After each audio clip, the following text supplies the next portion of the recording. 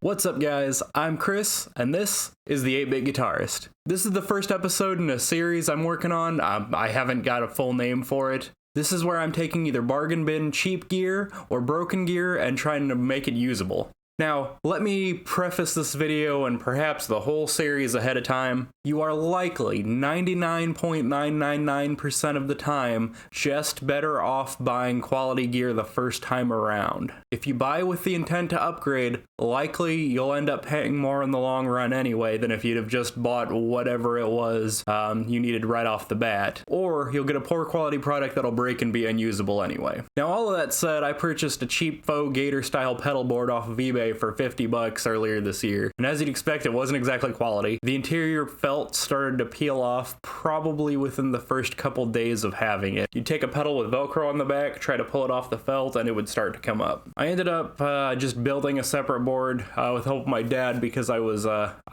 when I was in the middle of all of my surgeries. But I finally hit a point where I need a bigger board. And I'm not in a position to go out and spend $150 on a new board right now. So we're gonna fix it. As far as I can tell, it just needs basically new felt and the bottom of it needs reinforced. So let's jump in.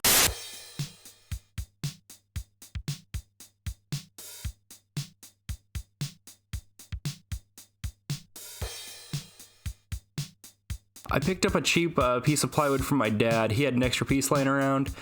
As you can see, the felt is peeling pretty bad. In fact, it's basically all coming out right now. I started by measuring the inside of the case, 27 3/4 inches by 11 3/4 inches, which is exactly what was advertised.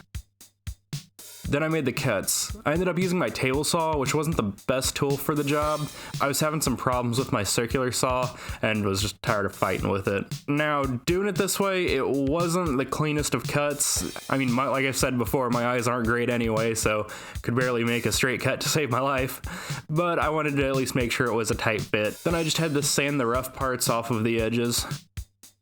And finally hit it with a rattle can of black Rust-Oleum. As you can see, my old board became a cluttered mess. I like the pedal board itself. Like I said, it's one my dad helped me out with a while back. So it's gonna get repurposed as my new baseboard. Now all I did here is use the rest of a tube of Loctite Red and drop the plywood in.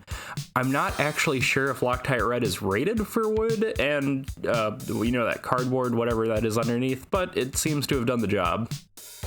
I covered up the rough edges with the Velcro and then filled in the middle. So here's the fun part, right? The pedals. Starting with the Boss TU3 chromatic tuner, then I have the Wampler Mini Ego compressor, the TC Spark Mini Boost. From here we go to the Keeley Red Dirt Mini, then I have the Full Tone OCD, then we go to the first weird one.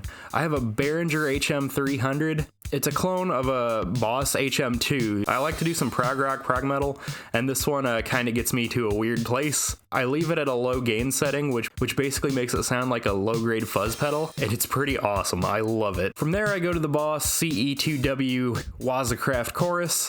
That goes into the Zoom Multi-Stomp MS100BT, which I'm basically using as a filler. There's a lot of modulation effects I want on my board, but I really don't use modulation all that much. This one covers my tremolo, flanger, and phaser. It also acts as my cab simulator when I want to go ampless and noise gate. Then I go into the Boss GE7. Then we go to the Wampler Ethereal. It was at this point I found I didn't have any spot on the power supply for the Moon Looper, which is okay because I really only use it for practice anyway.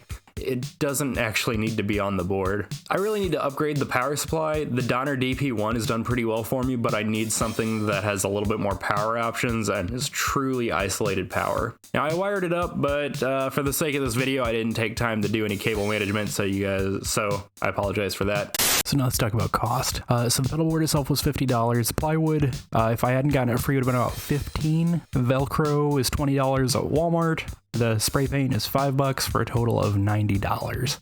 Now, for $90, you could buy a new pedal board, a pretty decent one at that. I don't know that you'd get the full like gator style case, but for $90, but you could definitely get nice looking ones, that's for sure.